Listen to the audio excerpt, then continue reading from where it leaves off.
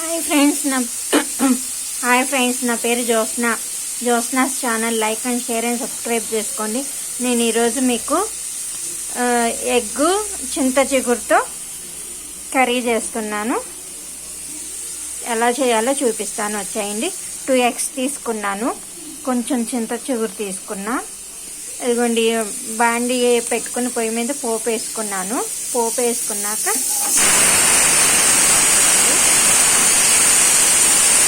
ఉల్లిపాయలు కూడా వేసాను. ఉల్లిపాయ వేసిన తర్వాత ఎగ్స్ కొట్టేసి మనం పొరుటులా చేసుకోవాలి.